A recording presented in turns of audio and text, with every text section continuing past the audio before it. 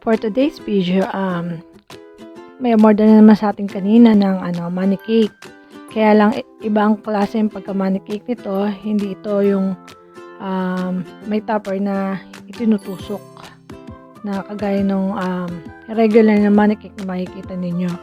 Ito ay kakaiba. Nakabaon pa rin syempre, nakabox pa rin ang ating lagay ng money cake. Lagay ng mga pera pala. Ang gusto kasi ng ating client ay yung surprise. Hindi halatang money cake siya. Na kagaya nga na makikita ninyo na yan, yung higitan nakalagay dun sa printable topper or dun sa acrylic.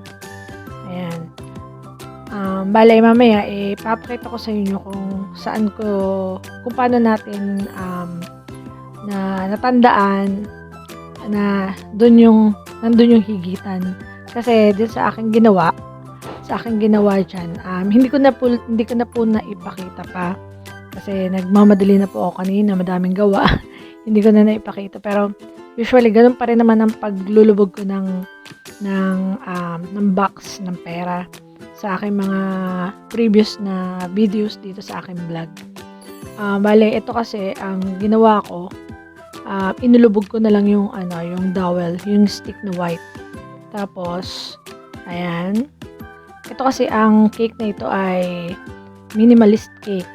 Ayan, bale, ang ginawa ko dito sa side ng cake, umbre. Ginawa ko na lang umbre instead na yung parang pahid-pahid ko na lang. Mas magandang tignan para sa akin.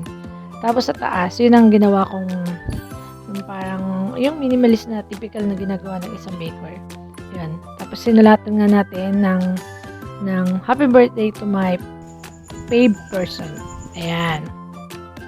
Ang client nagbigay. Tapos yan, naglalagay tayo ng mga druggies candy. Ayan. Kasi yan na nagpapaganda talaga sa cake. Nagpapashine, bumubuhay. Kagaya ng sinabi ko sa aking mga previous na video. Ayan. Yung star. Ayan. Yan ang palatandaan ko. Yung star na yan. Doon ko ibinaon yung pinakang doon nila kakapain. Iwawahiin lang nila yung pinakang icing. Ayan. Tapos, paano ko ba yung natandaan? Ang ginawa ko, nagtuldok ako ng ballpen doon sa may tapat ng star na yan.